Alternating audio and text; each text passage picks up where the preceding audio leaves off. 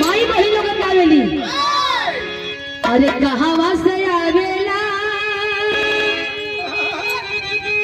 पियरिया पियरिया लागल झालर हो बड़ी सदा की गावेली कहावा से आवेला पियरिया पियरिया लागल झालर पियरिया लागल झालर हो पियरिया पियरिया लागल झालर पियरिया लागल झालर हो ए ललना कहाँ से आवेला से सिंहरवा भरल से नूर हो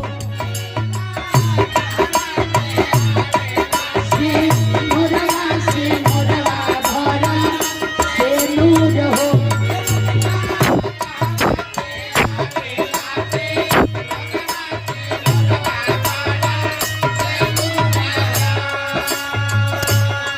दिखाई समान मिलन हुए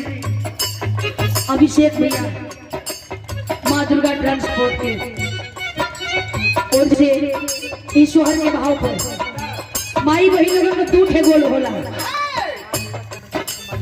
माँ दुर्गा ट्रांसपोर्ट के मालिक बड़न अभिषेक भैया के द्वारा सम्मान आई सोहर के भाव पर कैसे कहवा से आवेला पियरिया पियरिया लागल झालर पियरिया लागल झालर हो ए ललना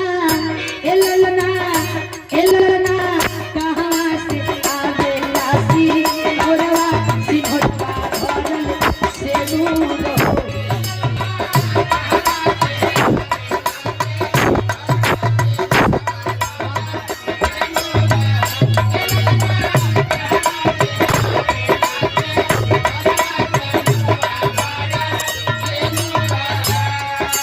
माँ दुर्गा ट्रांसपोर्ट के मलिकार महोदय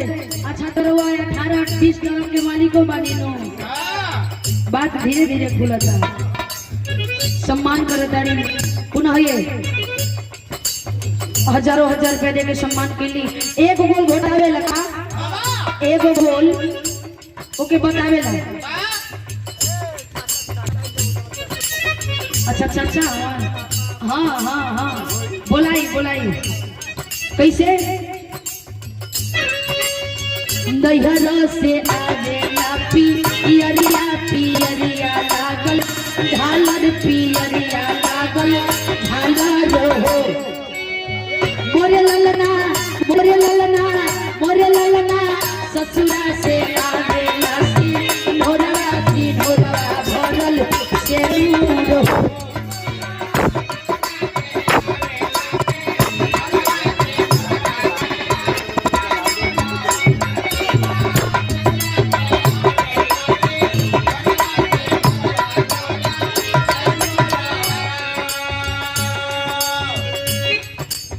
अच्छा तो बिटिया के बाबू पूछा दरन माई बताओ दाड़ी दहिना मोरा भड़के पयरिया मोरा सूजल पयरिया मोरा सूजल हो ए ललना मोरे ललना ए ललना होरिला के बाबू लालया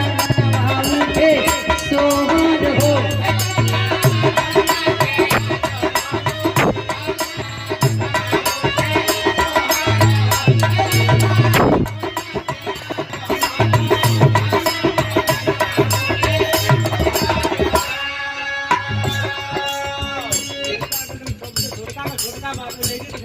अच्छा ये लड़की के सबसे छोटका बाबा सोनू ठाकुर काहे धीरे धीरे भागल बाड़ा देखा तोरे नाम पाई का कहला सिक्का दे के तोरा के बेइज्जत करत हम लोग। अच्छा सोनू ठाकुर लड़की के सबसे छोटका से छोटका दादा हवा से आवेला पियरिया पियरिया लागा झालर पियरिया लागा झालर मोरे ललना मोरे ललना मोरे ललना कहाँ से आवेला सी घोड़ा घोड़ा से नूर हो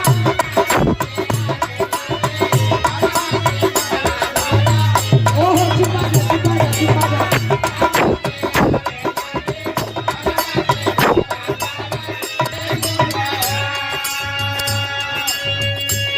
घोटावेली बतावेली ससुर नैहरा से आवेला चुनरिया लागल झालर चुनरिया लागल झालर हो ए ललना मोरे ललना ससुरा से आवेला सी घोड़ा से नूर हो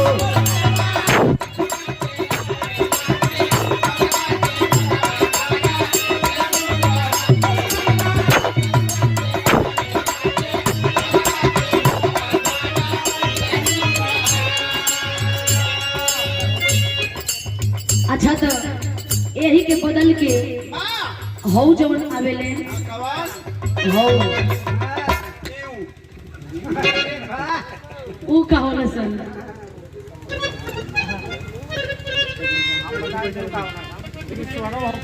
हाँ शहर होई ना।